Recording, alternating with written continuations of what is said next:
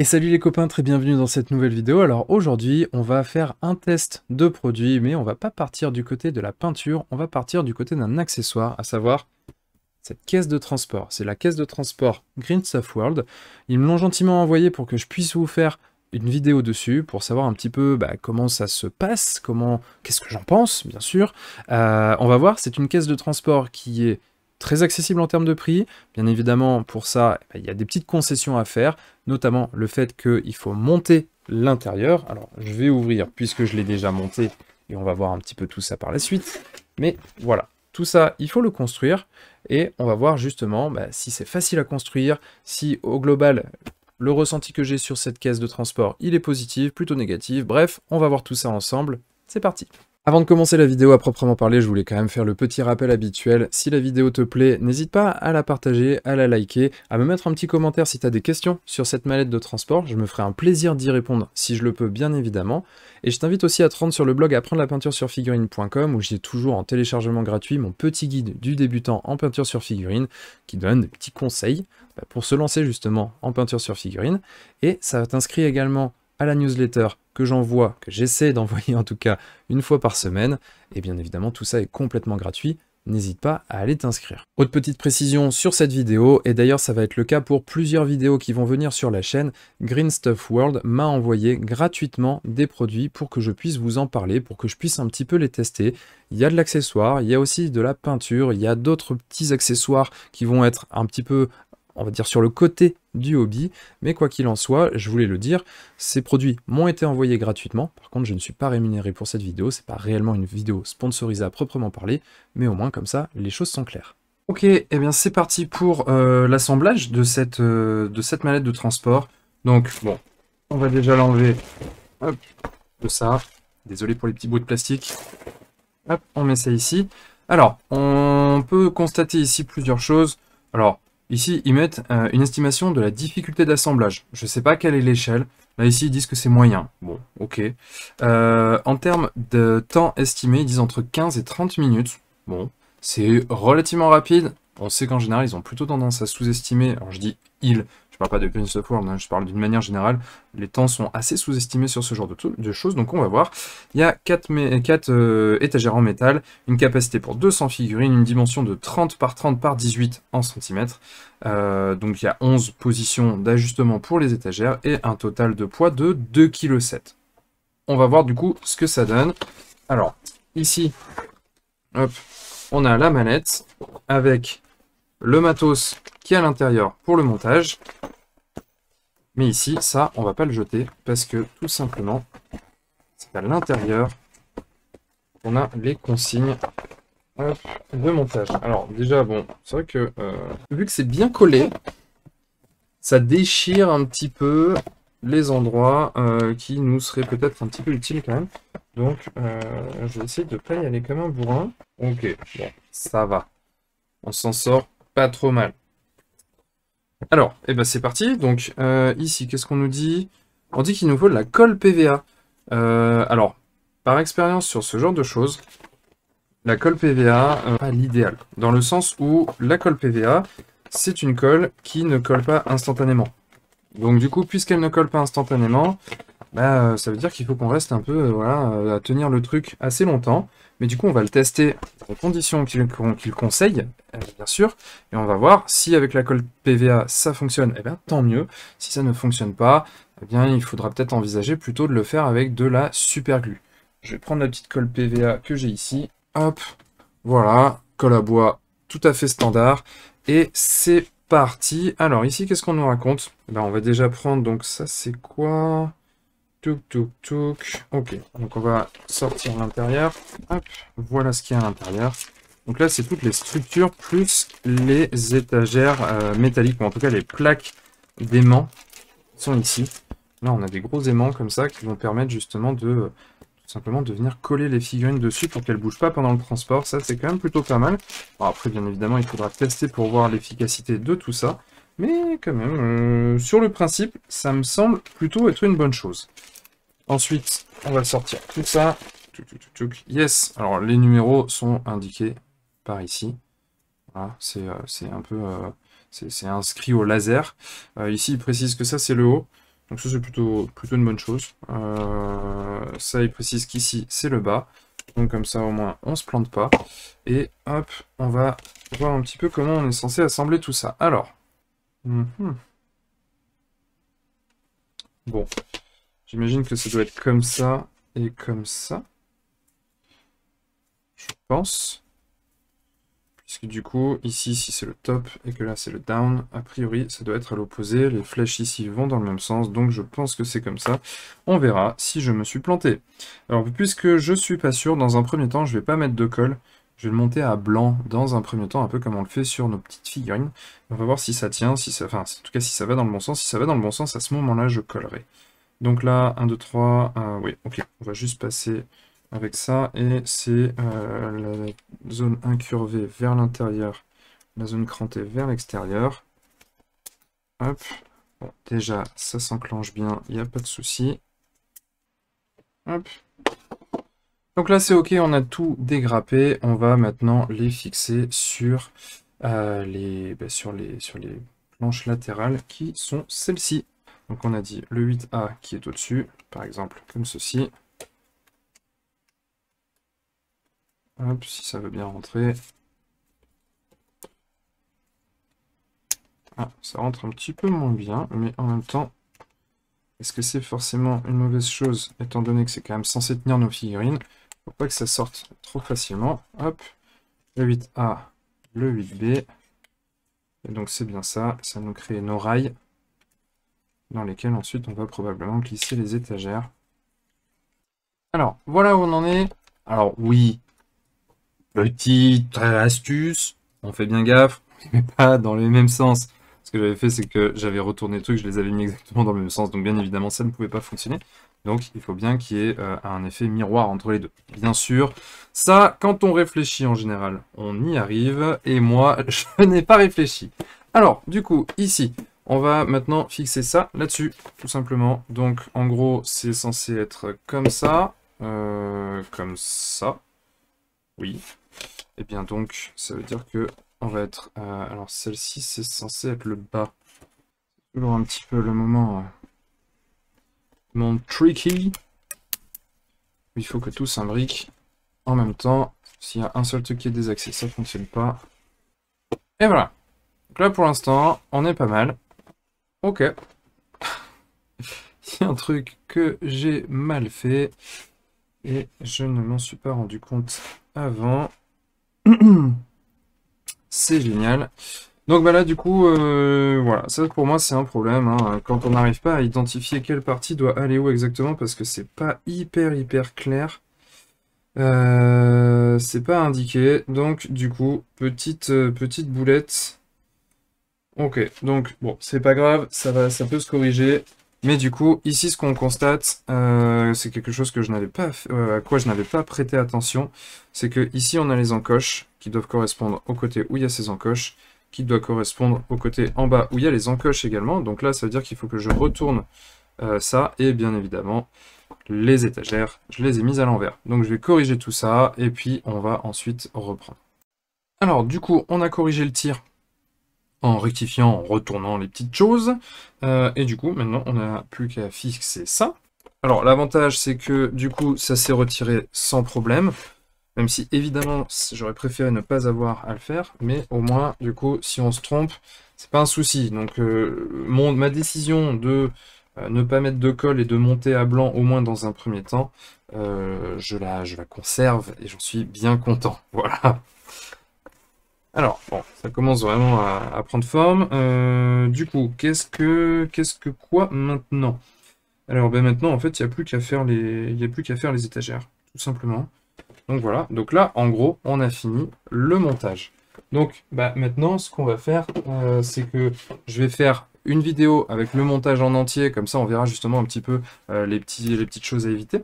Mais je vais aussi faire une vidéo qui va être moins complète sur le montage, qui va plus être générale, on va dire. Et donc là, maintenant, on va voir un petit peu combien on peut mettre de figurines là-dedans. Alors, une fois qu'on a monté, donc là, moi, j'ai fait le choix de coller la plaque et monter directement sur le bas. En effet, ça fait gagner quand même un petit peu d'espace, hein, n'est-ce pas? Donc là, du coup, on pourrait très bien envisager de mettre, par exemple, celle-ci ici, et d'avoir 4 étages comme ça. Alors bien évidemment, ça va vraiment dépendre de ce qu'on veut mettre dedans. Mais là, l'idée, c'est juste de voir un petit peu ce que ça donne en termes d'aimant, en termes d'espace, en termes de capacité de rangement. Sur la boîte, c'est marqué que ça peut contenir jusqu'à 200 figurines. Alors j'imagine que c'est 200 figurines avec des socles carrés et plutôt petits. Tout simplement parce que les socles carrés optimisent plus l'espace sur des zones qui sont comme ça rectangulaires. Alors, du coup, il y a deux choses que j'avais sous la main en termes d'aimants. Il y a les petits aimants comme ça, hop, qui sont alors, vraiment tout petits, hop. On voit à peine, du coup, là, forcément, on va zoomer, hop. Alors, du coup, il y a les tout petits aimants comme ça, hop, voilà, petit. Ça, on voit bien que ça adhère très bien. Hop, il faut que je force un petit peu pour pouvoir l'enlever. Donc on va en coller un sur un socle et puis on va voir ce que ça va donner. Et on a aussi, où est-ce que je les ai mis? Donc des plaques, là on va dézoomer un petit peu. Donc on a des plaques d'aimants comme ça, les plaques avec, ça c'est vraiment les plaques à l'ancienne, qui ressemblent d'ailleurs à celle-ci, qu'on peut découper un petit peu sur mesure, que ce soit pour des socles ronds, bon là il y a de la perte, ou pour des socles carrés, il y en a beaucoup moins. Et là, hop, donc de ce côté-là forcément ça colle pas, de ce côté-là par contre, là on est plutôt pas mal. Donc, hop, voilà. Alors du coup, ce qu'on va faire maintenant, c'est que je vais coller ça sur différentes pièces, et puis on va voir un petit peu ce que ça donne. Notamment, par exemple, sur des petites, en tout cas des petites déjà pas trop mal, des plus grandes, comme ceci, et puis peut-être aussi, on va voir des beaucoup plus grandes, comme ça. Alors là, les beaucoup plus grandes, ça va surtout être... Là, c'est mon Kragnos qui est en cours. Ça va plutôt être juste pour voir la capacité. On va pas lui mettre d'aimant. Quoique, on va voir. Alors, du coup, j'ai collé les aimants. J'ai récupéré aussi une vieille figurine de Warhammer Battle. Une figurine bretonnienne qui est ici. Et du coup, elle était déjà aimantée avec justement les plaques d'aimant. Comme ça, pour voir ce que ça donne sur socle carré / rectangulaire. Avec ce type d'aimant. Donc du coup c'est parti, j'avoue que je flippe un peu parce que j'ai prévu de les retourner pour voir un peu si ça tient, étant donné que j'ai jamais testé et qu'en plus de ça je ne sais pas combien d'aimants il faut pour ce genre de figurine. C'est un peu, voilà, on va voir si j'éclate une figurine en direct. Quoi qu'il en soit, ici j'ai mis 2 petits aimants en dessous, tac tac. Ici j'en ai mis 4, tac, et ici j'en ai mis 6. 1, 2, 3, 4, 5, 6, et voilà. Demoiselle, hop, bon. Là, ça va, ça tient. Ok, donc là, pour l'instant, ça tient, et si on secoue... Bon, je secoue pas mal, quand même, là. Bon, ça tient. Clairement, il n'y a pas de souci, même comme ça. Ça tient bien, donc... Étant donné que quand on transporte les figurines, on n'est pas censé faire ce genre de choses, a priori, ça devrait quand même bien tenir dans la mallette de transport. Donc ça, c'est plutôt une bonne chose, en tout cas avec ces aimants. Maintenant, on va essayer avec ça, sachant que, petite précision quand même, ici, le cheval est en plastique, mais la figurine, elle, est en métal. Donc c'est d'autant plus lourd. Donc ça tient quand même plutôt pas mal. On va essayer avec ça. Alors là, je viens de les mettre, j'espère que la colle est sèche. Hop, est-ce que ça tient? Bon, pour l'instant, ça passe le test. Ok, ça a l'air de plutôt bien tenir aussi. Et ça se retire sans trop de difficulté en fait, donc c'est pas non plus le truc où on va arracher la figurine de son socle, ça tient juste ce qu'il faut. Hop. Bon, je vais pas vous mentir, je vais peut-être pas faire ça avec Kragnos. Mais hop, ça tient, c'est plutôt cool. Ensuite, on va voir ce que ça donne avec une figurine un peu plus grosse. Donc là, j'ai mis 4 aimants. Bon, j'imagine que ça devrait tenir, on va voir. Hop. On va y aller tranquillement aussi au début. Ok, ça tient. Et ça tient ici aussi. Donc, oula, ah oui, il y a eu un petit mouvement quand même. Voilà, faut faire attention. Ça tient un petit peu moins parce que là, la figurine, elle est plus encombrante. Donc en fait, ce genre de mouvement, ça aime pas. Voilà, des mouvements brusques comme ça a tendance à faire glisser. Encore une fois, logiquement, on n'est pas censé faire ce genre de choses. Passons à Kragnos. Donc là, je vais vraiment y aller tranquille. Hein. J'ai pas du tout envie de fumer la figurine. Donc comme je vous l'ai dit, 6 aimants ici. Hop. Ok. Et donc là...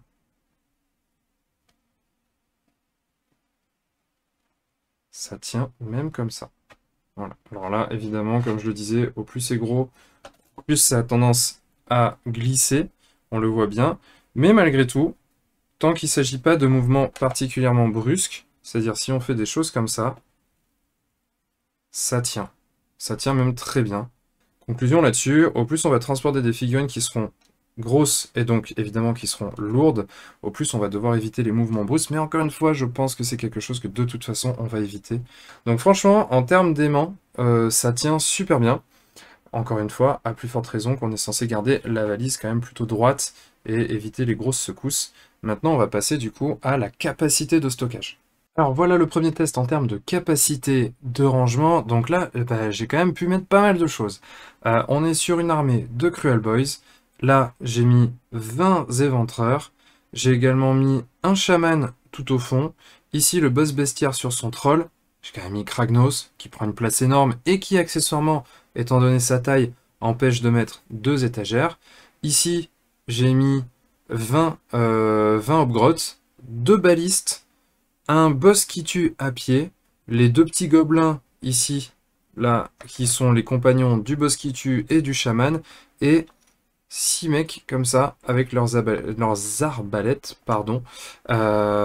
C'est quand même vraiment pas mal en termes de capacité de rangement, en prenant en compte encore une fois qu'il y a Kragnos, et donc du coup, celui-ci nous empêche de mettre 2 étagères. Si toutefois on enlève Kragnos, bon, bah déjà, ça fait gagner une place énorme, étant donné la taille de son socle, hein, donc je vais l'enlever, hop.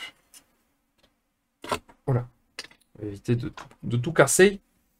Hop, si on enlève ça, bah déjà, ça fait gagner une place quand même non négligeable, puisque là, du coup, le petit pitou, il re-rentre bien facilement. Donc là, je pourrais facilement remettre typiquement un ou deux bruxodontes. Je pourrais même mettre la bête faucarde, enfin ce genre de choses, des grosses pièces, hein, et il nous reste encore pas mal de place, mais surtout, là, avec ça, on pourrait, si je dis pas de bêtises, hop, dépendamment de la hauteur des autres pièces, mais là, en l'occurrence, le boss bestiaire ne nous empêche pas de le faire, rajouter une étagère complète, et donc là, voilà, il y a largement de quoi mettre bien 2000 points d'armée, ça c'est une certitude. Donc déjà pour ça, c'est une très bonne chose. On va voir maintenant sur un autre jeu ce que ça peut donner. Alors, cette fois-ci, on passe sur A Song of Ice and Fire, et là, c'est encore plus simple de savoir si ça peut convenir ou pas, tout simplement parce que, en l'occurrence, il y a plusieurs types de socles, mais il y en a que 4 en fait. Tous. Il y a l'infanterie, il va y avoir les solos, il va y avoir ce type de socle-là, donc des monstres, des chars ou autres, et il va y avoir aussi les socles de cavalerie. Alors c'est vrai que là du coup j'ai pas testé les socles de cavalerie, on va le faire juste après, mais là ce qu'on voit c'est que ici j'ai une armée qui est bien au-delà des 40 points qui est le format officiel entre guillemets sur A Song of Ice and Fire. Alors la petite particularité c'est que quand on va en tournoi sur ce jeu, on doit généralement, on essaie en tout cas d'apporter 2 listes. Donc si les 2 listes sont relativement identiques avec quelques petites variations, tout rentre, sans aucun souci. Si par contre on fait vraiment des listes qui n'ont rien à voir, c'est bien évidemment possible que ça ne rentre pas. Quoique, faudrait voir, enfin, en gros, il n'y aurait pas beaucoup de doubles listes à mon avis qui ne rentrent pas, parce que ici, j'ai la petite particularité d'être sur les Free Folk, le peuple libre. Donc du coup, c'est une armée qui à la fois peut avoir beaucoup d'activation, et à la fois peut jouer des grosses bestioles. Et des grosses bestioles comme ça, il n'y en a pas beaucoup non plus dans le jeu, notamment avec une hauteur comme celle des géants, ou même celle du mammouth. Là ici, la figurine la plus haute, ça va être Max the Mighty, et c'est la seule figurine qui m'empêche de rajouter la petite étagère qui est censée venir ici. Parce que si j'enlève Mag avec sa grande lance là, enfin sa grande arme, ah non, il y a aussi le mammouth d'ailleurs. Hop, donc en effet, ces deux figurines là, elles sont gênantes, mais même avec la hauteur des géants qui sont quand même des figurines très hautes déjà pour le jeu, on peut quand même rajouter une dernière étagère ici, et donc rajouter encore des plateaux. Sachant que du coup, pour des plateaux d'infanterie, qui sont donc des plateaux comme ça, avec 12 petites figurines dessus, là, on peut en mettre 2. On peut en mettre 2, et il reste un petit peu de place, comme je l'ai fait ici, pour rajouter par exemple les petits personnages non combattants. Donc ça, c'est quand même assez intéressant, ça permet de remplir pas mal de choses. Et je vais rajouter tout de suite des socles de cavalerie pour voir un petit peu ce que ça donne.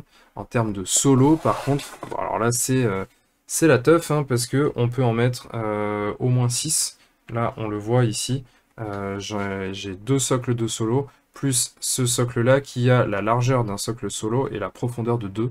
Donc ici, on en a bien 6. Ça c'est plutôt cool. Et il reste encore même un petit peu de place si on serre sur les côtés comme ça, pour rajouter éventuellement des cartes ou éventuellement d'autres personnages comme les NCU.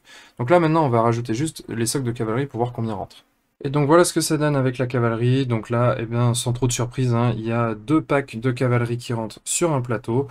Pareil, hein, si on les pousse bien au fond, on a la place pour rajouter éventuellement des NCU devant, notamment par exemple au niveau des encoches ici, sur les socles. Après, si on les met par exemple ici, c'est un tout petit peu plus juste, mais ça rentre tout pile. Donc du coup, ça permet à nouveau de mettre 2 socles de cavalerie. Là où par contre ça va être un petit peu plus encombrant, c'est parce que forcément les figurines de cavalerie sont un poil plus hautes.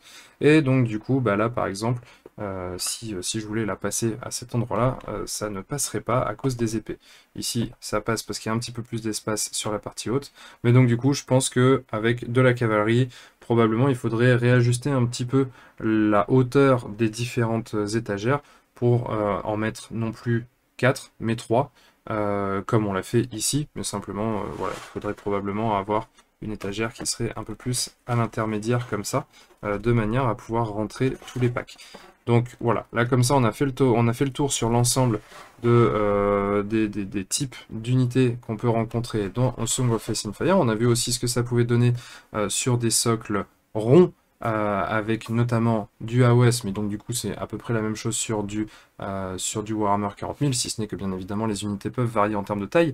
Par contre, j'ai pas suffisamment de figurines et je ne connais pas suffisamment les jeux avec les socles carrés, et notamment je pense au 9e âge, pour pouvoir faire une analyse entre guillemets cohérente sur ce qui peut rentrer ou pas. Mais voilà, ça vous donne quand même un bel aperçu de la contenance possible de cette mallette de transport. Maintenant, on va passer à la dernière chose que je voulais regarder, c'est la mallette en elle-même, puisque là on a la structure. On va regarder un petit peu ce qu'il en est de la housse. Alors, maintenant on passe à la housse. Donc, c'est livré avec une sangle comme ça pour le transport. Bon, donc, somme toute assez classique. On va dire que c'est quand même du basique là pour le coup, hein. Il n'y a même pas la petite protection qu'on a des fois ici pour que ça soit un petit peu moins agressif, on va dire, sur l'épaule notamment. Donc là du coup, c'est vrai qu'on aurait peut-être aimé avoir cette petite protection, mais bon, on va pas non plus demander la lune, on sait ce qu'on achète, et au prix auquel on l'achète, ici c'est vraiment quelque chose de très très accessible. Donc là, à l'intérieur, un petit filet pour ranger des accessoires, tout ça, c'est toujours pratique. Et après, clairement, ça se limite à ça. Ensuite, c'est vraiment l'emplacement de l'étagère. Donc là, du coup, on va voir ce que ça donne. Alors, j'ai pas encore testé, je le fais vraiment là en direct. Étant donné que j'ai pas collé la structure, c'est possible que ça se passe pas hyper bien. Donc du coup, ce que j'ai fait, c'est que j'ai pas remis les différentes étagères à l'intérieur. J'ai juste pris la boîte, la structure principale, pour voir un petit peu comment ça se passe. Donc, l'idée c'est surtout en fait de voir si ça rentre bien. Donc, c'est un peu short. Ok. Ouais, c'est tout juste. Donc, du coup, on doit forcer un petit peu. Je pense que, étant donné qu'on doit forcer comme ça, c'est pas trop fait pour être sorti, re-rentrer, sorti, re-rentrer. Ok, donc là, c'est un petit peu le problème en fait, c'est que je suis rentré en décalé comme on le voit ici, parce que l'angle il est là alors qu'il est censé être là, et j'arrive pas à le tourner en fait. J'arrive pas du tout à le tourner une fois qu'il est à l'intérieur. Je vais essayer quand même. Mais là, j'ai l'impression que je suis marron.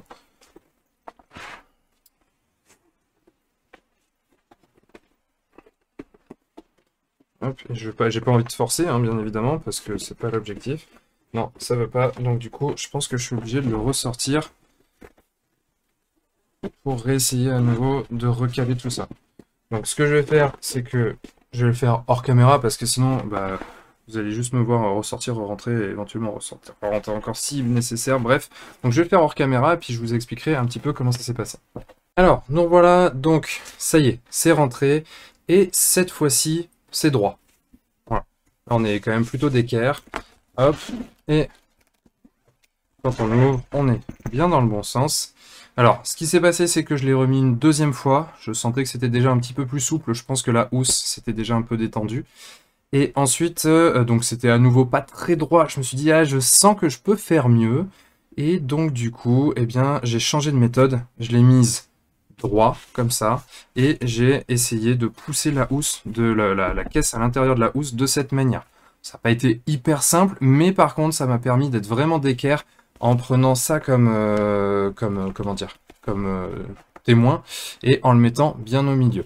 Donc ça, maintenant, on est bien d'équerre. Petite précision, faites bien attention à le mettre bien dans ce sens-là, c'est-à-dire bien le bas vers le filet, comme ça, et le haut au niveau de la poignée. Parce que sinon, si vous le mettez dans l'autre sens, étant donné qu'elle est carrée, elle rentre complètement, et puisqu'elle rentre, eh bien, vous allez transporter vos figurines penchées, de côté. Donc du coup, ça peut être un petit problème quand même sur le transport. On a vu en fonction des pièces, la plupart vont probablement tenir, mais les plus grosses, elles risquent quand même de tomber, d'emporter les plus petites sur leur passage. Bref, on pourrait avoir un joyeux bazar là-dedans. Donc du coup, une fois qu'on en est là, eh ben, on n'a plus qu'à remettre nos petites étagères. Hop, voilà. Et comme ça, on est bien, la structure est solide, pour le transport, on est nickel. Et maintenant, il n'y a plus qu'à aller jouer ou aller faire des concours. Alors, la petite chose que moi j'avais pensé faire à la base, c'était de prendre plusieurs structures comme ça, et de mettre mes armées, de les ranger dessus, et puis ensuite d'interchanger les structures. C'est clairement pas possible, puisque la housse est vraiment au millimètre. Comme on voit, il y a vraiment très peu d'espace entre la caisse et la housse, ce qui est une bonne chose. C'est pénible à mettre, mais en même temps, la caisse va pas se balader dans tous les sens, elle est vraiment maintenue. Donc ça, je pense que c'est un point positif malgré tout. Mais du coup, plutôt que de changer la structure, il suffit d'en acheter deux. Et hop, parce qu'on peut acheter la totale, mais aussi la structure sans la housse. Et ensuite, on n'a plus qu'à, du coup, hop, prendre les étagères, mettre les étagères avec la nouvelle armée. Hop là. Et c'est parti, on peut aller jouer à un autre jeu, on peut jouer une autre armée, bref, on change ce qu'il y a à l'intérieur. Donc ça, c'est vraiment une bonne chose, c'est vraiment facile à interchanger. Alors on va passer maintenant au débrief final de cette petite caisse de transport. Qu'est-ce que j'en pense? Eh bien, j'en pense plutôt du bien, on va pas se mentir.